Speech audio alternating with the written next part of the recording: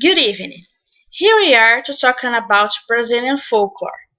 Brazil was occupied by hunter-gatherer tribes centuries ago. The folklore and myths became infused with the influences from the African slaves, Portuguese settlers, and other European folklore.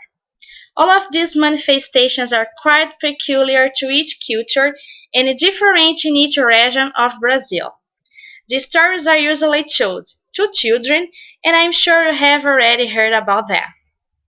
Most of them were scary stories, but they were transformed by the writer Monteiro Lobato into cartoons, and you can check them in his book named O Sítio do Pica-Pau Amarelo.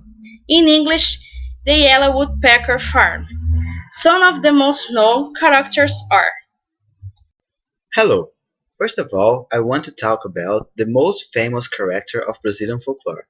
And of course, I'm talking about Saci Pererê. Saci Pererê is a black youngster with only one leg and a magical cap that can make him appear and disappear wherever he wants. He is always messing everything up and he loves to make fun of people's face. The second character that I want to talk about is Curupira. He is a spirit that looks like a little boy and he lives in the forest. He has his feet turned back, so this way he can confuse the hunters that tries to follow him. He is always protecting the nature and the animals, so don't try to do anything bad to the nature because he will catch you. Now, imagine that you are walking in the forest, then suddenly you hear a noise. When you look, you can see a mule. Yes, a female horse, but it doesn't have a head. Instead of the head, it has a lot of fire coming out its neck. Of course, I'm talking about the headless mule. The headless mule was a girl that had relationship with a priest. Now God has cursed her to become this animal every night. Boitatá. It has fire eyes.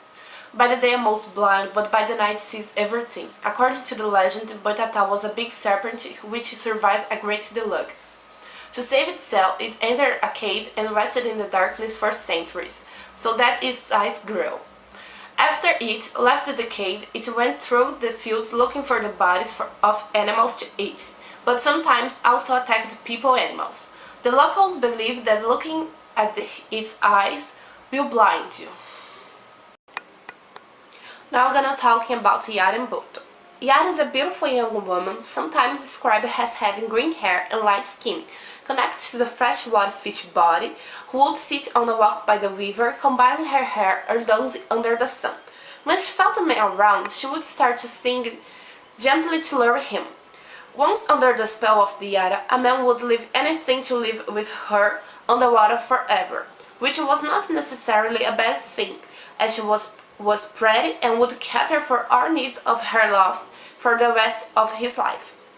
And the Boto, in a traditional Amazon river myth, at the night becomes a handsome young man who seduces girls, impregnates them, and then returns to the river in the morning, become an Amazonian river dolphin again. Local legends also state that the dolphin is the guardian of the Amazonian manatee. And that's all.